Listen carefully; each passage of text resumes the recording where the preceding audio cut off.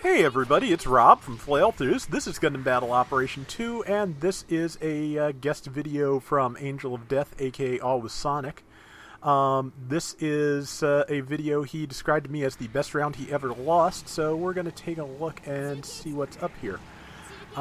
He is in the A-type Gelgoog, the 350 pointer. Well, it might be the level 2. We'll find out when people start dying what point level we're at.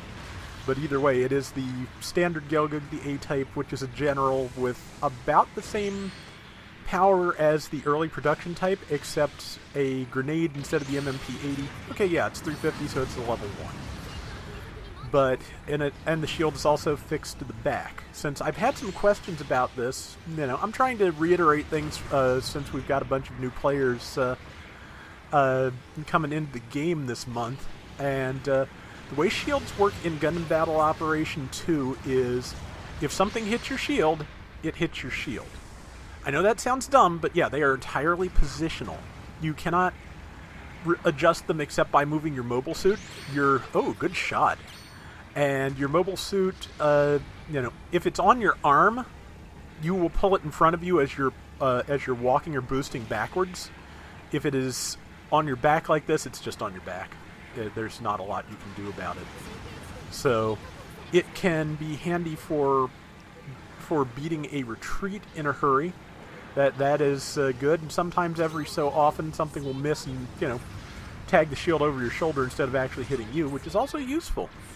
But yeah, that's one of the reasons that this qualifies as a 350 pointers, because besides lacking the machine gun, which is a fantastic backup weapon in my opinion, it also lacks the ability to use its shield in any active way. It is just there to make the Gelgoog into a giant turtle, and that is all you can really do with it. So, okay, good shot, and yeah, probably a good time to get away. If he can lure them down into the cave, be probably a good thing. Or he can just ignore them and go out to where the rest of the fighting is, and that's probably not a bad idea either. There is a Doug Schneid Ifrit, and perfect timing. Managed to get at the end of its boost where it could be stunned, because it does have maneuver armor. And managed to take it out, which is, again, it's the name of the game.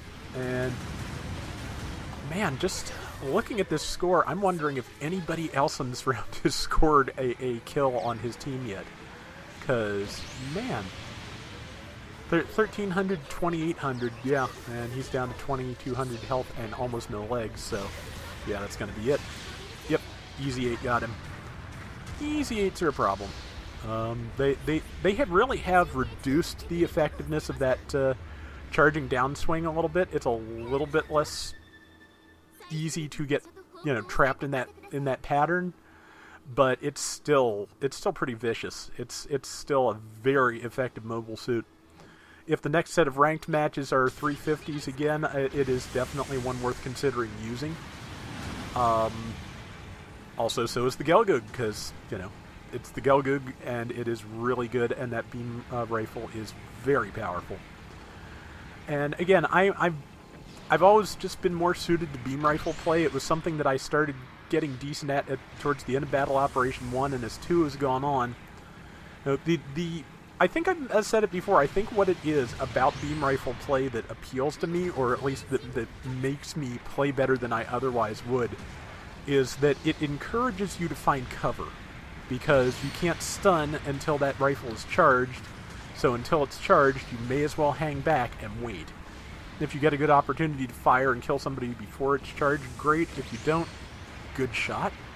If you don't, it's you're behind cover until it's time. So it's, like I said, it's the play styles of the different kinds of weapons really are all different.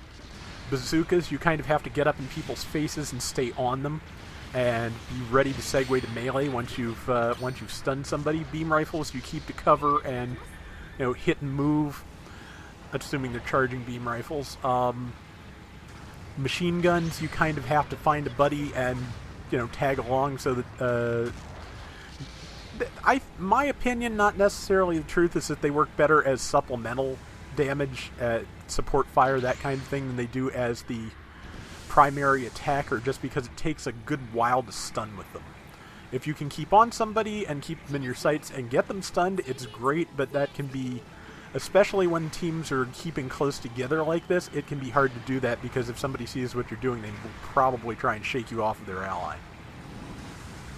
But this round is, yeah, they're down about 1,100 points. They've made up a fair amount of the difference, or at least the difference is, you know, proportionally not as bad as it once was, however that works out. But now the question is where to attack from. The enemy's kind of spread out, which can either work out to, you know, finding good opportunities to push, or it can work out to you being surrounded.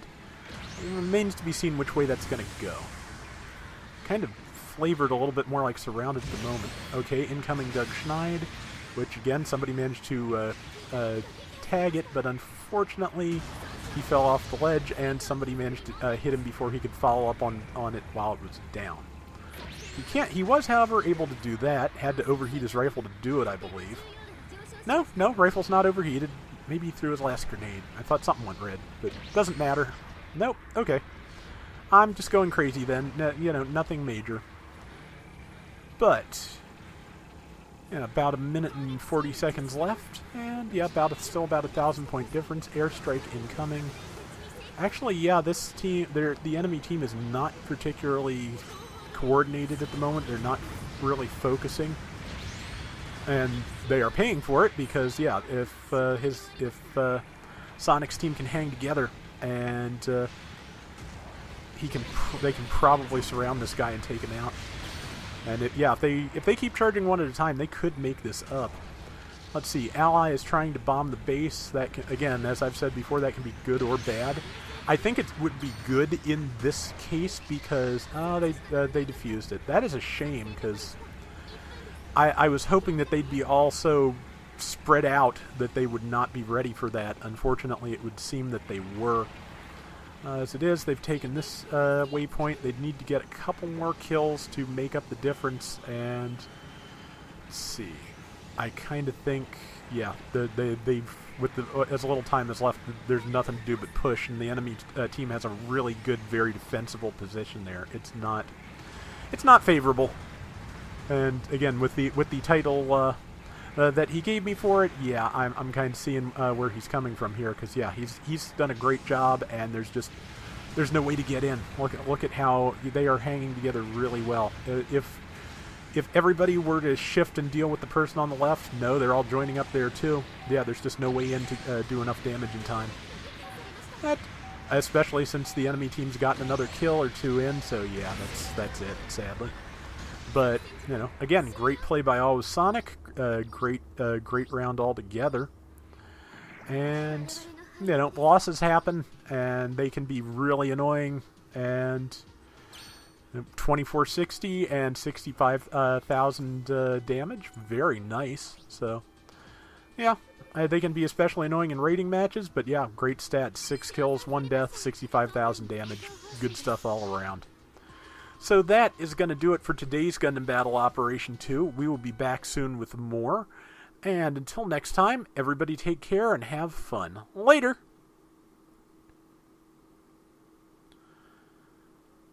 As you can probably imagine, this week I'm going to be spending every token I get the second I get it, because I want that Gelgoog.